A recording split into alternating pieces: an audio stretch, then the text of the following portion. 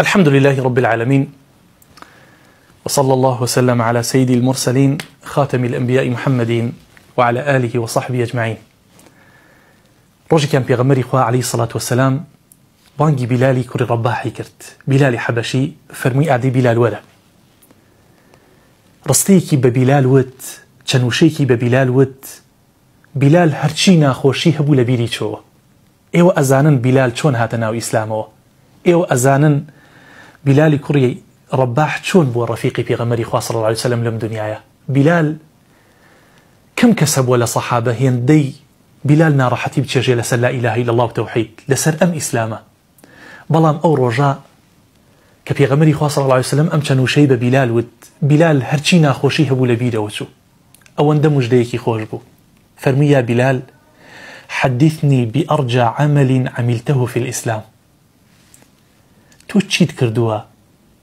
كردوية هيندا قورة بيت هيندا رجات بخوا بهشتت بيبات. فإني سمعت دفن عليك بين يدي في الجنة من لبهشتا قوم لدنجي چربي خشين على كانت بو لبيشي منو ريتكت لقل ما بي رفيقي مويت.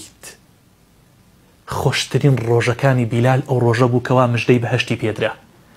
كلا بهشتا رفيقي بيغمري خواي عليه الصلاة والسلام. بلال فرمي شتيكم نكردو بلام وقرنج بيت ثوابكي بلام وزور بيت أمن بيت أني لم أتطهر طهورا في ساعة من نهار أو ساعة من ليل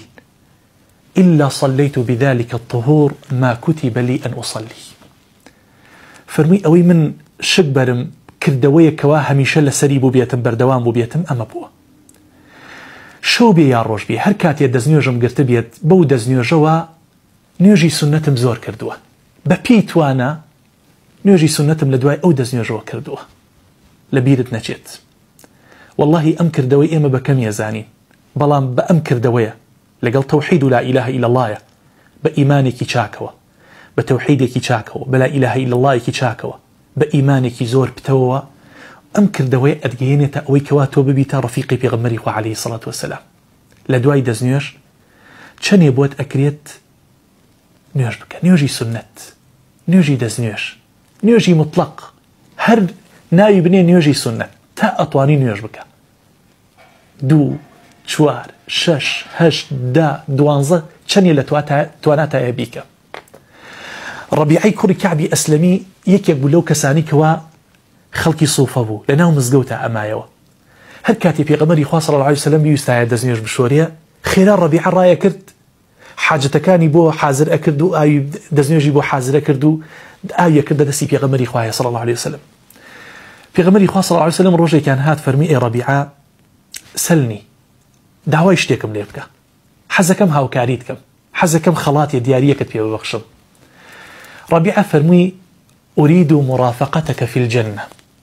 إنساني إيمان دار أوابي ركاته بابا والله أم دنياي هي اندبي نرخى عزيزاني خوم صحابة هر حسابيان بونا كردوه. ربيعة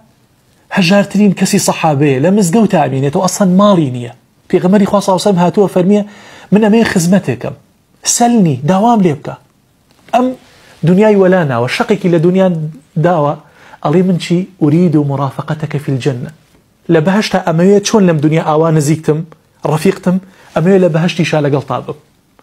بيغمري خواه صلى الله عليه وسلم فرمي الربيعة أو غير ذلك يعني بس أما برسياري تويا بس أم داواكاريتي فرمي بس أما هو ذاك يا رسول الله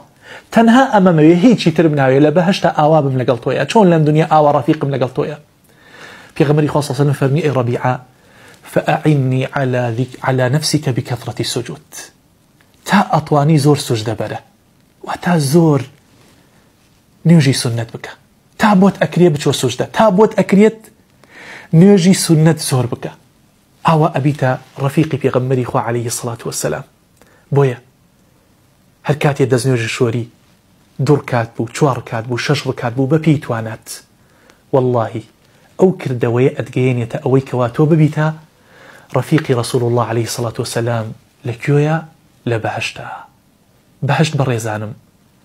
لهندي بياو چاكانيان برسيوة بوشي حزن لبهشتا فرميتي فيها رسول الله لبر أو بيغمري خوايتي صلى الله عليه وسلم